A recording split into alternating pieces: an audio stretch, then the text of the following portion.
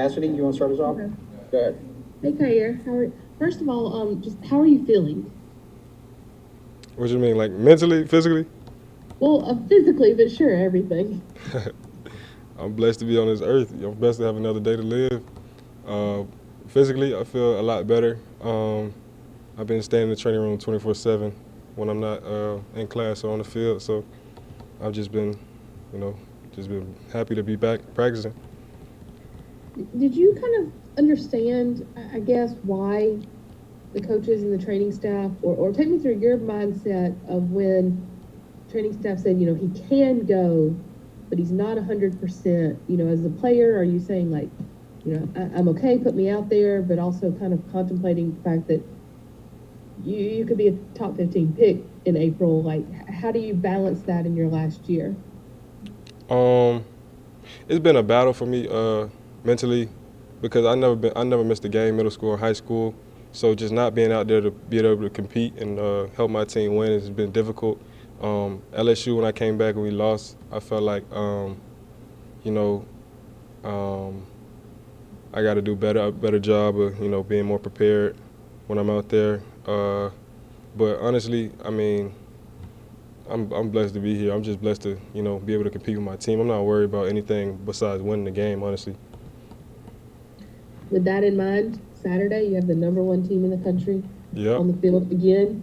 You had a pretty good game the first time you played a number one team this year. So much emphasis is put on their defense, but what do you see from their offense and what they bring there? I feel like they pretty physical up front. I feel like Stetson Bennett and JT Daniels do a good job managing the game. I also feel like they have decent receivers who can get open and running backs who can make plays. So I feel like our defense is more than capable of playing a great game, and we'll see. We're gonna see. Thank you.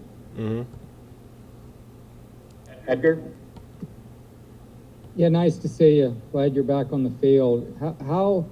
What's the biggest takeaway from that LSU game? I know that was a disappointing, humbling loss, but how do you take that and turn it into fuel and learn from it?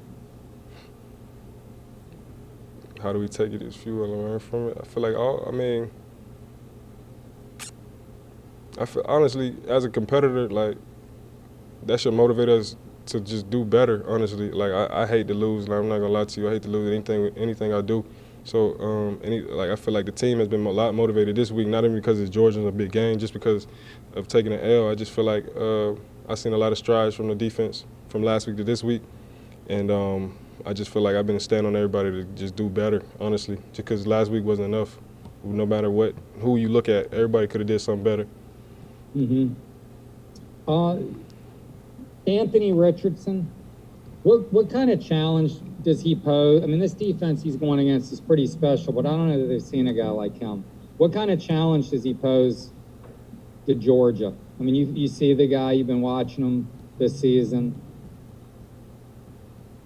It's so funny. Nah, I was expecting that question. Honestly, I just feel like he's very very talented, as well as Emory. I feel like Anthony is more than capable of helping us win the game, and so is Emory. And I feel like whatever quarterback we put out there, I feel like defense has to do their job to help us win the game. So that's what I'm really focused on, helping the defense. But I feel like Anthony is very talented. Yeah, I mean, he was just so spectacular the other day. That's why I was asking you. Yeah. And this defense, I don't know that it's played a kind of a big time guy like that. That was all. Do you ever watch the other? Oh yeah. Let me talk about Anthony. Oh, so when Anthony first came in as a freshman, when I guess we were getting ready to play Virginia, and he was our scout team quarterback. Everybody seen how talented he was. Like something that he was just like, he was better than the quarterback we played Virginia my freshman year. I think it was Bryce Perkins at the time. Mm-hmm. And everybody seen how explosive he was and how big he was, and we just knew that he was going to be special. So when his time comes, I'm very like he has a bright future ahead of him. Honestly, very bright. Yeah, Mahmoud pointed out the same thing. He said he looked at Bernard and said, "This kid's going to be legit." I think was the way he put it. So anyway, thanks for bringing that up, man. Good luck this week. Thank you. Tori? I'm not trying to make any decisions for you, but this could be your last Florida Georgia game. I think you're 1-1 in your career. What would it mean to just end your career with a winning record versus Georgia versus a rival? I mean a lot, honestly. This is a huge game. One that I have to be super focused and locked in for, giving my all. Like, I'm just going out there to help my team win. Honestly, I'm think this is a huge game for our defense and our whole team in general. But it'll mean a lot. Talking about that focus, and talking to Dan, it seems like the errors that you guys have had, whether it's been false starts or penalties on defense, have been a lack of focus or missing an assignment. How do you keep focus for 60 full minutes, or if you have to play 60 plays Saturday, how do you keep that strain and that focus for 60 plays? Shoot, practice. Honestly, I feel like we play a lot more than 60 plays in practice. But, like, for it to be live, it shouldn't be no difference. Like, it shouldn't be just because we playing in front of millions of people, 90,000 people, no matter the number of people, not as live, it shouldn't change. Like, their mental focus should be the same from practice as it is in the game. So I think I have to do a better job of just talking to guys and making sure they're focused as well as me being focused. So just like I feel like in practice, it starts in practice. Thanks, Kaiir. Good luck. Yes, sir. Mark Long? Thanks, Kaiir, for doing this. I want to go back to something you touched on earlier that Cassidy asked you about. Is there a point where you have to make a business decision about this season and your future? Because we all know the reality. We see it every year. Guys step away late in the year because, they're not going to win a championship and they got to do what's right for them. Has that crossed your mind? And do you think there's going to be a point where you got to make that decision that, hey, this is what I got to do for me and my family? I feel you, but I'm a Gator. I breed orange or blue. So anytime I'm on that field or I'm in practice, I'm gonna go my hardest to help us win that game. Honestly, so I'm not thinking about the future. I'm thinking about like every single practice leading up to Georgia right now, and I'm focused on just winning this game, winning the next one, and winning the next one after that, and going. We have 5 games left in the regular season, so I'm not really focused on a business decision right now. I'm focused on helping this team win. That's great that nobody's in your ear telling you otherwise. I'm not in your ear telling you. No. I mean, obviously people are trying to like sway me to think about that, but like right now, like I feel like if I lose focus right now, that'll hurt myself, and not only myself but my team. So, but I appreciate it though, and I hear what you're saying, but. Right now, I'm just trying to believe orange and blue, man. Just go help us win. Thank you, sir. Yes, sir. Edgar has a follow-up.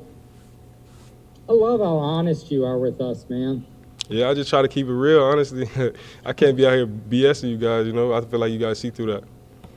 I guess. I mean, you just like laugh at our questions. It's kind of funny. Nah, I'm not laughing at you. I'm just laughing in my head. I just feel like I just knew I was gonna get your question, Edgar. Ain't nothing against you. Oh no! I didn't mean laugh. You're just kind of like I just like your reaction. So, okay. When was your first Florida Georgia game? Did you come to this one when your uncle played or anything like that? No, I don't think so. I know I was watching one on TV when Jordan Reed fumbled the ball and they lost, but that's the first one I watched when I never really paid much attention to any other Florida Georgia games besides that one. So 2 number 1 teams. You guys have talked about this a little bit in 6 games. I mean, what's the challenge there and the opportunity there? I feel like we didn't play good enough to win the first one, so we got to get the second one. Honestly, I feel like we are more than capable of winning. So I don't see why we couldn't go out there and play an excellent game. And then last one, Dan said yesterday, that you guys are a few plays away from being 7-0. Somebody I was talking to, some fan, he was like, he counted it up. It was 6 plays in his mind is the difference. Do you feel like you guys are that close to having a much better season and a much better kind of narrative around the whole thing right now? Yeah, I mean, like we were saying after the Alabama game, there's no moral victories. Like a loss is a loss, but I feel like we lost every game with less than 7 points, less than a touchdown. So I mean, 7 points or less. So I feel like, it just shows like how much mental focus we need to have to go out there and win a game. I feel like everybody has plays that they could take back, and I just feel like shoot, there's no reason for us to lose another game. Honestly, I just feel like we just need to go out there and win. Like that's all I want to do is just win. So whatever we got to do, we need to do it. Excellent. Thank you. Mhm. Appreciate the time. Yes, sir. All right, we'll close with Mark Long. Yeah, one more, real quick, on all of that. Is there something to be said for being a huge underdog, 14-point underdog, nobody giving you guys a chance? I mean, you guys played your best game probably against Alabama the last 2 years like that. Can you guys use that as kind of a rallying cry and us against the world mentality? Like I said earlier, like if you're a competitor, like I feel like there's no reason why you should be motivated. Nobody should tell you, or no site should tell you why you should be motivated because we were 14. We were projected to lose by 14. I feel like, sorry, I got a little cold. I probably sound weird, but honestly, I just feel like we should be motivated ourselves. I feel like being an underdog shouldn't matter. I feel like going out there and winning should be the first thing on our mind, and being a competitor, that's the only thing on our mind. Thank you. Mm-hmm. Thank you, Kaiir. Kaiir, how old would you have been in 2012? I was born in 01, May 5th, Cinco de Mayo. Don't forget that. Oh, Yeah, so I'd probably be at like 11. Yes, you'd been 11. Okay. Yeah. That's when Jordan Reed fumbled that ball. So I was just curious how old you were. I don't tell him I said that. I mean, that's the only scene I really remember though. That's all I remembered from that game too. Don't feel bad. Yeah. Too late now. Mark already tweeted it at him. Said Kaiir Elam cursing Jordan Reed in his press conference That's today. it lost. Tell him to go watch the conference, man. But I appreciate you guys though. It's fair. It lost. They would have won if he had caught that touchdown. I mean, you could say that, but it probably shouldn't have been that close. It was the 6th turnover of the day, I think. Yeah. So hopefully we go beat Georgia. So. All right. Thanks, Appreciate Kaiir. it, Kaiir. Thanks, guys. Yes, sir. Thanks, Kaiir. Y'all